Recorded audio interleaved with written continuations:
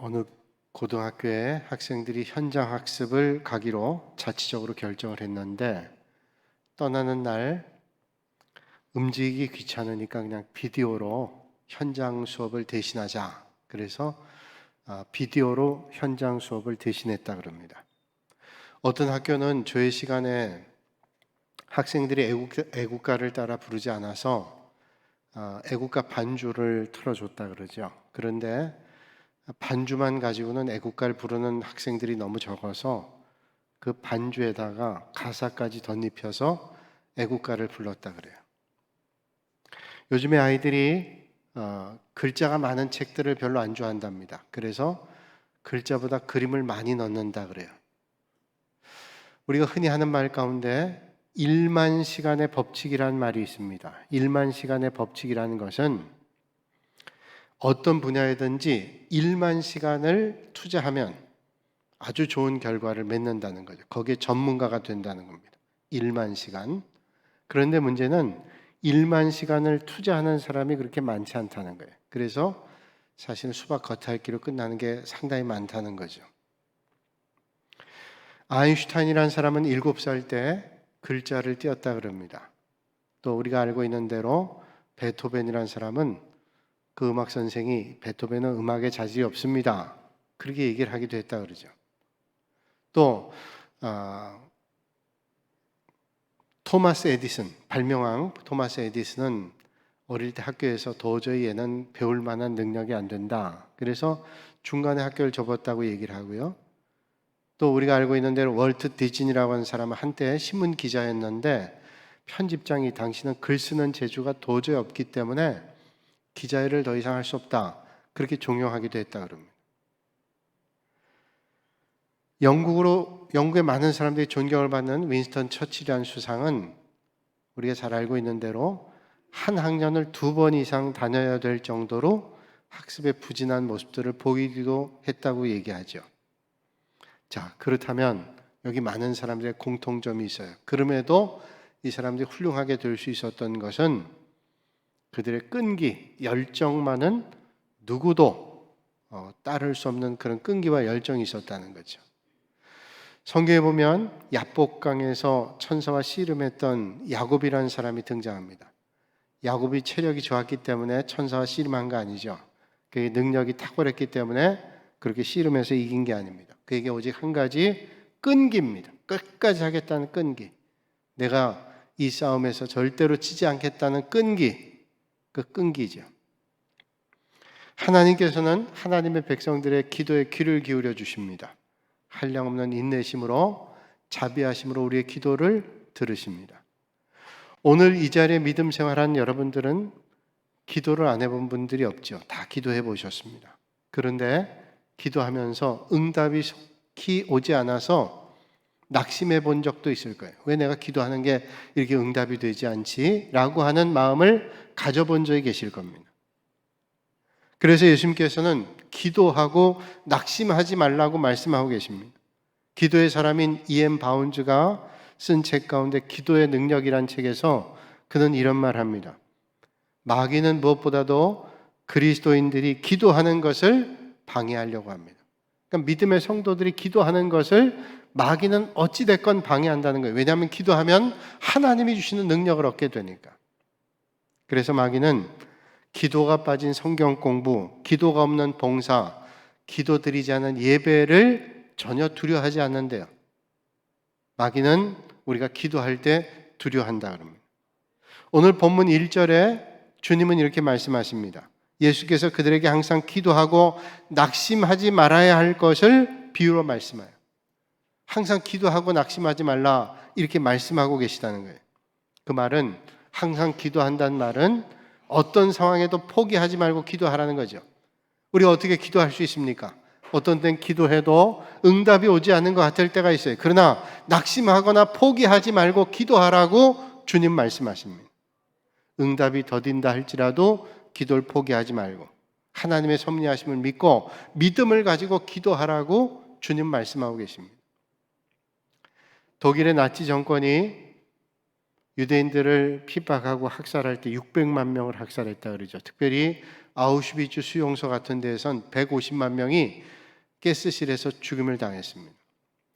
보통 이 수용소에 들어가서 이 사람들이 생존하는 기간이 6개월밖에 되지 않는다 그래요.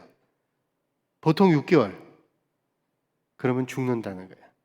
그런데 그 아우슈비츠에서 끝까지 살아남은 분이 하나 있는데 빅터 프랭클이라고 하는 의미요법을 만들어낸 의사입니다. 이 사람은 왜 수용소에서 죽지 않았냐? 그 사람이 수용소에서 중노동을 하다가 바닥에 있는 유리 조각 하나를 발견했습니다. 그 유리 조각을 뭔가 필요함이 있겠지 하고 주머니에 몰래 숨겨 넣었습니다. 그리고 방에 들어가서 교도소에서 생각해 봤어요. 이걸 가지고 뭘 할까 하다가 면도를 하기 시작했답니다. 아침에도 면도하고 저녁에도 면도했대.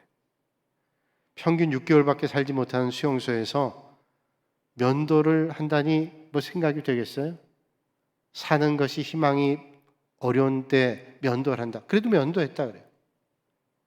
매일 아침에 낫제 병사들이 수용소에 있는 사람들 가운데 가스실에 넣을 사람들을 차출하는 거예요. 옆에 있는 사람이 걸리기도 하고 뒤에 있는 사람이 걸리기도 합니다.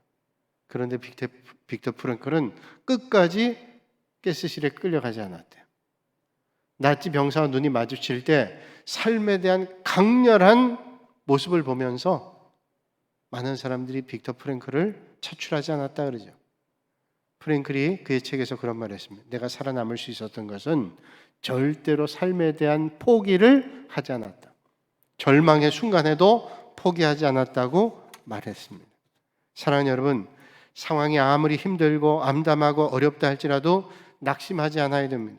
눈에 보이는 먹구름만 보지 않고 먹구름 뒤에 있는 밝은 태양을 보실 수 있는 여러분들이 되시길 바랍니다. 우리는 홀로 사는 게 아니라 전능하신 아버지 하나님을 믿고 그 주님을 바라보며 살기 때문이죠.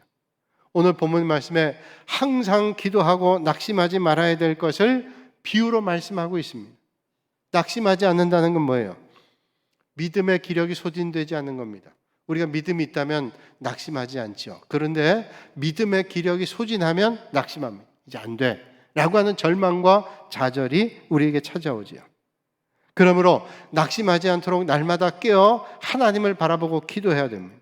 그리스도인들은 하나님을 사랑하고 의뢰하기에 어려움이 와도 낙심하지 않는 사람이고, 화가 복이 되고 실패가 성공이 될 수 있다는 것을 믿는 사람들이고, 시련과 환난이 왔다고 낙심과 절망이 찾아온다 할지라도 그 신앙을 포기하지 않는 사람들, 이걸 믿음의 사람이라고 우린 말합니다. 그래서 믿음 생활의 진수는 기도하는 데 있어요. 우리가 상황을 보면 힘들고 어려워도 그 상황을 주관하시는 하나님을 바라보고 그 하나님 앞에 기도하면 이겨낼 수 있어요. 그래서 믿음의 진수는 하나님 앞에 기도하는 것입니다. 존 버년의 철로 역정에 나오는 이야기입니다. 하루는 크리스찬이라고 하는 이름을 가진 사람과 소망이라는 이름을 가진 사람이 천성을 향해 길을 갔습니다. 한참 길을 가다가 길을 잘못 들어서 험난한 골짜기에 빠졌습니다. 골짜기에서 아무리 헤매도 나올 길을 모릅니다. 그런데 설상가상으로 큰 폭우가 쏟아졌습니다. 물이 콸콸 흐르고 삶의 위협을 느꼈어요. 그런데 앞으로도 갈 수 없고 뒤에도 뒤돌아갈 수 없는 그야말로 사면초가 진퇴양난의 어려움을 겪게 됐습니다. 할 수 없이 여기 하루 머물렀다 가야 되겠다. 그러고서 있는데 깜빡 잠이 들었어요. 잠이 들었는데 인기척이 들립니다. 순간 눈을 떴는데 앞에 커다란 거인 하나가 서 있습니다. 그 거인은 바로 절망이라는 이름을 가지고 있는 거인이었습니다.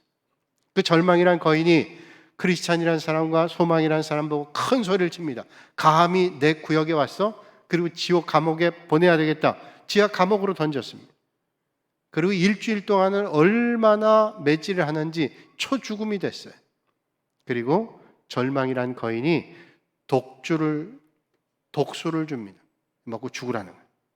거절합니다. 절대로 이걸 먹고 죽을 수 없다고 크리스찬과 소망은 거절하죠.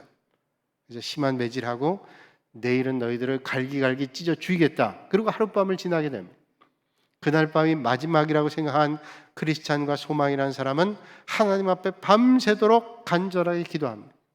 간절하게 기도하다가 크리스찬 사람이 갑자기 큰 소리를 지릅니다. 아이고, 내가 왜 이걸 몰랐지? 큰 소리를 쳤어요. 뭐냐면 언약의 자물쇠, 언약의 열쇠를 하나님께서 내게 주셨는데 그걸 내가 모르고 있었구나.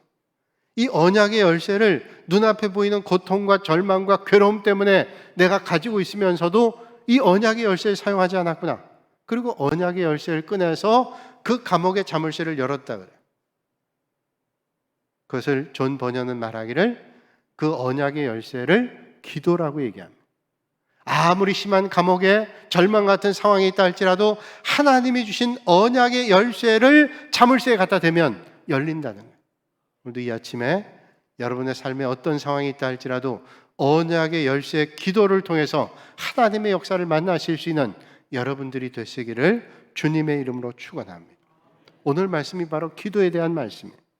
오늘 성경 말씀 보면 한 과부가 간절하게 호소하고 있습니다. 이 과부는 아무도 도와줄 사람이 없었던 것 같습니다. 과부라는 이름대로 남편 세상 떠나고 그리고 혼자 살아가는데 아무도 도와줄 사람이 없어요. 아마도 일가 친척도 없었던 것 같습니다. 그를 도와줄 수 있는 사람이 아무도 없었던 것 같아요. 뿐만 아니라 이 사람은 아주 억울한 일을 당했습니다. 그 억울한 일을 당하고 누구의 도움을 받을 수 없었어요. 그래서 그 도시의 재판장을 찾아갑니다. 재판장 찾아가서 도와달라 그러는 거예요. 근데 이 재판장은 원수를 갚아달라고 하는 이 여인의 과부의 말을 들어줄 마음이 없습니다. 반응이 없어요. 아니 이 지금 과부가 재산이 있길 하나, 권세가 있길 하나, 많은 배움을 가지고 있길 하나, 들어줄 만한 이유가 없어요. 내가 들어줄 이유가 없다. 들어주질 않아요. 이 여인의 간구를 완전히 무시해버렸습니다. 이 여인은 그러나 어디 가서 하소연할 데가 없어요. 가까운 친구라도 있으면, 가족이라도 있으면 하소연하면서 뭔가를 간구해 볼 텐데 아무것도 없습니다. 그러니 이 불의한 재판장, 아무것도 듣지 않은 재판장 향해 가서 계속 간구할 뿐입니다. 여러분, 우리도 그럴 때가 있어요. 세상에 살면서 억울한 일을 만날 때 있습니다. 어디 가서 하소연하고 싶고 정말로 좀 도움을 구하고 싶은 그런 억울한 일을 만날 때가 있습니다.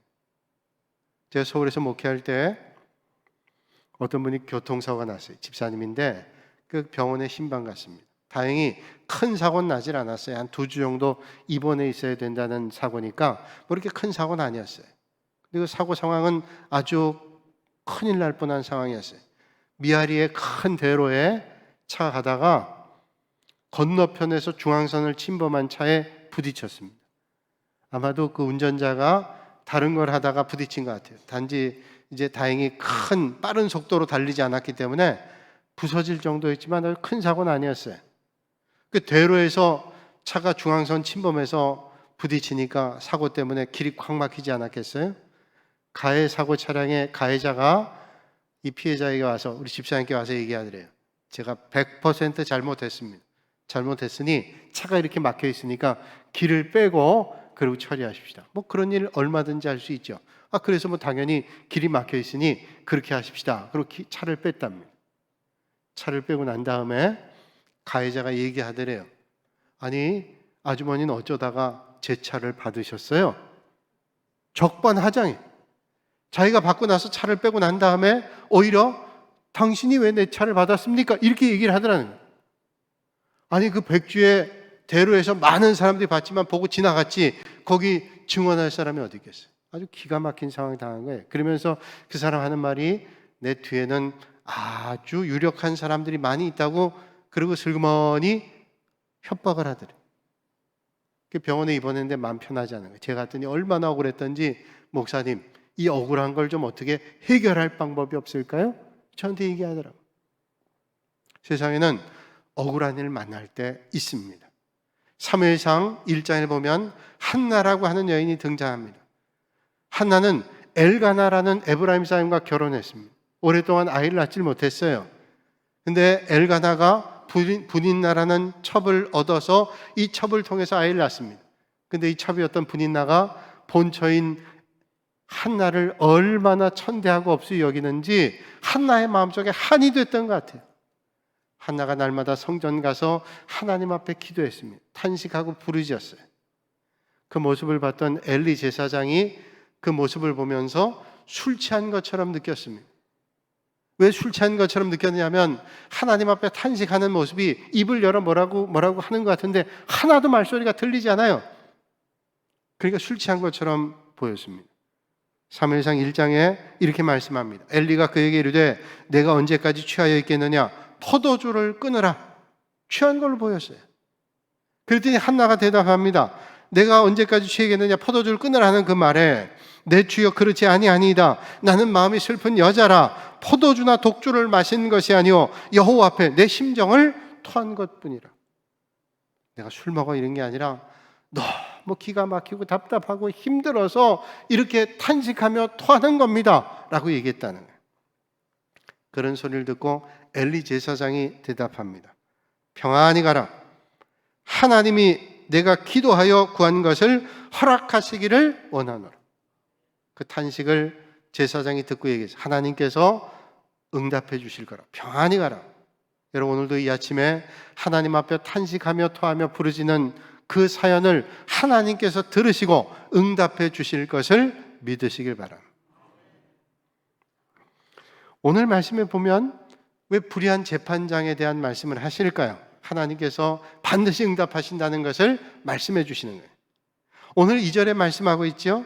어떤 도시에 하나님을 두려워하지 않고 사람을 무시하는 한 재판장이는, 오늘 말씀 보면 이 재판장이 얼마나 불의한 사람인지 알 수 있어요. 하나님을 두려워하지 않아요. 하나님 무시하는 겁니다. 하나님 경외하지 않아요. 하나님이 계시든 안 계시든 상관하지 않습니다. 믿음과는 전혀 상관이 없는 사람이에요. 여러분, 세상에서 하나님을 알지 못한 사람들은 하나님 무시합니다. 하나님 경외하지 않죠. 그러니까 하나님께서 보고 계신다 생각하지도 않아요. 오늘 아침에 제가 교회 오면서 극동방송 들었는데 서울의 영락교회 목사님께서 그런 말씀하더라고요. 교인들도 요새 하나님께서 보고 계십니다. 그러면 별로 무서워하지도 않는데요. 그래서 이렇게 얘기한답니다. 하나님께서 시퍼렇게 두 눈 뜨고 보고 계시나. 그럼 조금 놀란대. 그런데 하나님을 경외하지 않는 사람이 뭘 하나님을 두려워하겠어요? 그뿐만 아니라 오늘 말씀 보니까 사람도 무시한다. 사람도 무시한다. 하나님도 무시하고 사람도 무시하는 거예요. 뭐가 무섭겠어요, 이 사람이? 어떤 사람의 말을 듣겠습니까? 그런데 힘없고 아무런 능력도 없고 권세도 없는 정말로 억울한 과부가 얘기하는 것을 들을 이유가 있을까요? 귀담아 들을까요? 전혀 귀담아 듣지 않습니다. 그러면 이 불의한 재판장에게 아무리 가서 부르짖는들 이게 응답될 가능성이 없단 말이죠. 불가능한 일입니다. 그런데 보세요. 여기에 재판장의 마음에 걸리는 게 있습니다. 3절 말씀 보니까 그 도시에 한 과부가 있어 자주 그에게 가서 내 원수에 대한 나의 원한을 풀어주소서 그랬어요. 여기 중요한 단어가 있습니다. 자주에. 전혀 벽 같은, 전혀 들어주지 않을 것 같은 이 재판장에 가서 자주 가서 부르짖는 게 자주. 아침에도 가고 점심에도 가고 저녁 때도 갑니다. 어제도 가고 오늘도 가고 내일도 갈 겁니다. 계속 가는 겁니다. 이 불의한 재판장은 들어줄 마음이 전혀 없어요. 들어줄 마음이 없습니다. 들어줄 이유도 없어요. 불의한 재판장이. 하나님도 두려워하지 않고 사람도 무서워하지 않는데 이런 힘없는 과부의 말을 듣겠어요? 그런데 자주 왔다는. 그래서 재판장이 뭐라고 얘기합니까? 이 과부가 나를 번거롭게 하니 내가 그 원한을 풀어주리라. 그렇지 않으면 늘 와서 나를 괴롭게 하리라. 야, 저 과부 때문에 내가 너무 괴롭다. 그러니 저 말은 들어줘야 되겠다. 이런 말입니다. 날마다 오니까 신경쇠약에 걸릴 정도입니다. 문소리만 들리면, 그 과부의 발자국 소리만 들으면 너무 놀라운 거예요. 너무 두려운 거예요. 그래서 들어주겠다는 거예요. 정의감 때문도, 그의 올바른 판단력 때문도, 그의 긍휼도 아닙니다. 그 괴로움 때문에 들어줬다는 거예요. 여러분, 우리가 하나님 앞에 기도할 때 여러분 어떠세요? 하나님께서 다 아시니까 하나님 다 아시죠? 그렇게 기도하고 마세요. 하나님께서는 우리가 간절함으로 구하기를 원하고 계십니다. 하나님께서 그 간절한 기도를 들으시고 응답해 주시기를 원하십니다. 여러분 간절함 가지고 하나님 앞에 나가 하나님의 응답을 받으시는 여러분들이 되시기를 주님의 이름으로 축복합니다. 한 신학생이 군대를 갔다가 경험했던 간증을 들은 적이 있습니다. 이 신학생이 군대를 가서 주일을 맞이하는데 내가 혹시 여기서 예배를 드리지 못하면 어떡할까? 그런 염려가 컸어요. 내가 주일날 꼭 가서 예배 드려야 되는데 드디어 첫 번째 주일이 됐습니다. 주일날 가서 예배를 드려야 되는데 주일날 예배 드리게 할 생각이 없는 것 같아요. 내 음반에 가만 보니까 또 근무가 잡혀 있습니다. 군인이 주일날도 지켜야 될 일 있으면 지켜야 되는 거 아니에요. 그게 걱정이 됐어요. 야, 이거 예배 못 드리면 어떡하지? 하나님 앞에 간절히 기도해야 돼. 하나님, 저를 좀 도와주세요. 이 주일날 제가 하나님 앞에 예배 드리게 해주세요. 누군가 와서 좀 도와주시기를 간절히 원합니다. 주일 아침 됐어요. 간절히 기도했어요. 그런데 네 번에 한 사람 찾아왔답니다. 와서 지금 빨리 예배당 갈 사람은 차출해서 예배 드리도록 하라고. 그러니까 사람들이 저마다 예배 드리고 가겠다는 게 일하지 않고 예배 드리고 가겠답니다. 그러니까 그러면 예배 드리러 가는 사람들 믿는 사람이 되니까 주기도문을 시험하는 거예요. 주기도문 외울 줄 아는 사람들 예배당 보내는 거예요. 이 신학생이었으니까 주기도문 잘 외우고 예배 드리러 갔어요. 지난주 가고 또 가고 가서 예배 드릴 수 있었다 그래요. 여러분 어떤 상황에도 하나님의 인도하심을 바라보는 거예요. 절망 같은 상황, 도저히 해결 안 될 것 같은 상황에도 하나님 앞에 기도할 때 하나님께서 역사하시는 거죠. 믿음이라고 하는 게 뭘까요? 믿음이란 말을 헬라어로 피스티스라 그렇게 얘기합니다. 피스티스란 말은 끈기라는 말이에요. 포기하지 않는 걸 얘기해요. 어떤 상황에도 포기하지 않고 끈기를 가지고 하나님의 역사하심을 바라보는 게 믿음이라는 거예요. 그래서 믿는 사람은 신실하신 하나님을 의지합니다. 여러분 중간에 포기하는 건 믿음이 아닙니다. 믿음은 포기하지 않고 하나님의 역사하심을 기대하는 것입니다. 오늘 재판장 끈질기게 과부가 찾아가서 결국 재판장이 항복을 했어요. 그리고 이 과부의 간절한 소망을 들어줬습니다. 오늘 주님 말씀하시죠? 불의한 재판장이 말한 것을 들으라. 그러면서 하신 말씀이 뭐예요? 7절에 하물며 하나님께서 그 밤낮 부르짖는 택하신 자들의 원한을 풀어주지 아니하시겠느냐? 그들에게 오래 참으시겠느냐? 말씀하고 계십니다.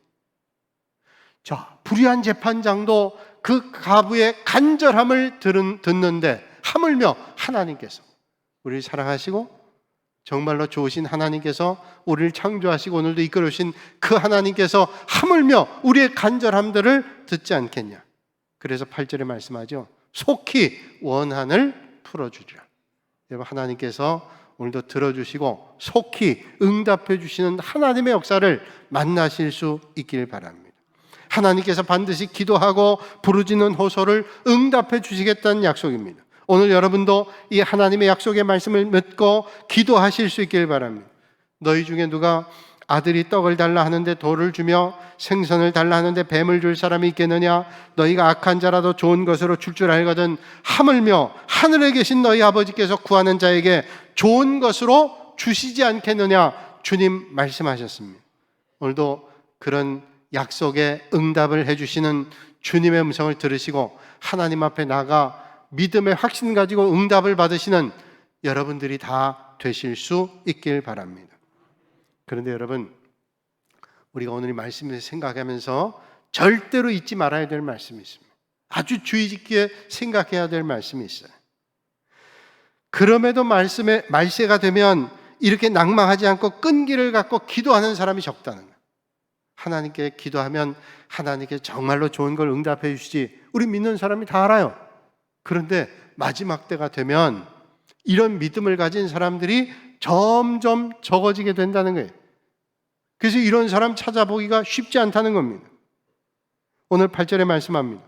그러나 인자가 올 때 세상에서 믿음을 보겠느냐 말씀하죠. 주님 다시 오실 때 믿음 보기가 쉽지 않다는 거예요. 그러니까 마지막 때가 되면 될수록 하나님의 약속의 말씀을 믿고 그 하나님의 약속의 말씀에 따라 살아가는 것이 얼마나 중요한가를 우리에게 말씀해 주고 있습니다. 하나님께서는 반드시 선한 것으로 응답해 주실 것인데 믿음을 가진 사람 말세에 찾아보기 어렵다는 거예요. 말세가 되면 사람들이 더 조급해집니다. 기다릴 줄 모릅니다. 인내하지 못합니다. 그래서 기도하는 데 있어서도 하나님의 응답을 믿고 낙심하지 않고 끈질기게 기도하는 사람들이 아주 적다는 거예요. 오늘 이 아침에 주님 앞에 나온 여러분들은 마지막 때에 하나님의 인도하심과 역사하심과 응답해 주심을 믿으시고 끈기 있게 하나님의 응답을 받으시는 여러분들 되시기를 바랍니다. 우리나라 초기 선교사님 가운데 말콤 펜윅이라는 선교사님 계세요. 많은 분들이 알지 못해요. 이 말콤 펜윅이라는 선교사님은 성경 번역을 주로 했던 분인데 원산 번역이라는 번역을 한 분입니다. 이분을 따르는 제자들이 몇 사람 있었는데 하루는 제자들을 불러놓고 이 선교사님이 이런 말을 했답니다. 여기 무가 하나씩 있는데 무를 저 밭에 가서 거꾸로 심어 놓으라고 얘기했답니다. 제자들이 그 물을 가져가면서 생각한 거예요. 우리 선교사님이 아직 우리말이 좀 서툴러가지고 이 물을 거꾸로 심으라 그랬는데 아마 이 물을 바로 심으라는 말씀이겠지. 그리고 제자들이 물을 밭에다가 바로 심었다. 그런데 제자 가운데 전치규라고 하는 제자가 있는데 이 제자는 선교사님 말씀 그대로 했어요. 이 물을 거꾸로 심으라 그랬지. 그래서 거꾸로 심었어요. 자기 생각 가지고는 이러면 안 되는 거예요. 그러나 선교사님이 거꾸로 심으라 그러니까 그대로 거꾸로 심고 왔습니다. 선교사님이 밭에 가서 보니까 다 바로 심었는데 전치규가 심은 무는 거꾸로 됐어요. 선교사님이 그 사람을 제자로 삼았대요. 성경 번역하는 일은 내 생각, 내 뜻대로 하는 거 절대로 아닙니다. 성경은 하나님의 말씀을 그대로 번역하는 거예요. 가장 정확한 뜻으로 번역하는 거예요. 믿음은 내 의견대로, 내 생각대로, 내 기분대로 하는 게 아니라 하나님의 의견대로, 하나님의 생각대로, 하나님께서 기뻐하시는 대로 행하는 것입니다. 그게 믿음이라는 거예요. 마지막 때가 되면 많은 사람들이 믿음을 배반합니다. 자기 생각대로 믿고 자기 판단대로 믿어요. 아니에요. 믿음은 하나님의 말씀대로, 하나님 기뻐하시는 대로, 하나님 원하시는 대로 믿음의 길 가는 겁니다. 마지막 때가 다가오는 이때 하나님의 말씀대로 믿으시고 하나님의 말씀대로 기도하셔서 하나님의 역사하시는 기도의 응답을 받으실 수 있길 바랍니다. 사랑하는 여러분, 기도의 응답이 더디다고 낙심하거나 절망하거나 절대로 포기하지 마세요. 오늘 말씀 보세요. 불의한 재판장도 응답해 준다는 거예요. 하물며 우리를 사랑하신 하나님께서 응답해 주시지 않는다? 그럴 수 없다는 거예요. 반드시 응답해 주신다는 거예요. 하나님 우리의 기도를 가장 좋은 것으로 가장 좋은 때 가장 적절하게 응답해 주십니다. 하나님께 간절한 믿음으로 부르짖으심으로 반드시 이루어 주시는 하나님의 은혜를 만나시는 여러분들이 되시기를 주님의 이름으로 축복합니다. 거룩하신 아버지 하나님, 지난 한 주간 동안도 저희를 눈동자같이 돌봐주시다가 오늘 거룩한 주님의 날에 주님 전으로 불러주시고 하나님께 온 마음을 다하여 예배드리게 하시니 감사합니다. 우리가 하나님 앞에 나갈 때 하나님을 진정으로 믿는 믿음의 마음으로 나가게 하시고 하나님 앞에 간구할 때 반드시 응답해 주실 주님을 기대하며 믿음의 간구를 드리는, 그리고 반드시 응답받는 믿음의 성도들 되게 하여 주시옵소서. 오늘도 이 아침에 마음의 간절한 소망 가지고 부르짖는 심령들마다 돌아갈 때 응답해 주시는 주님의 은혜를 만나는 축복의 시간 되게 하여 주시옵소서. 예수님의 이름으로 기도하옵나이다. 아멘.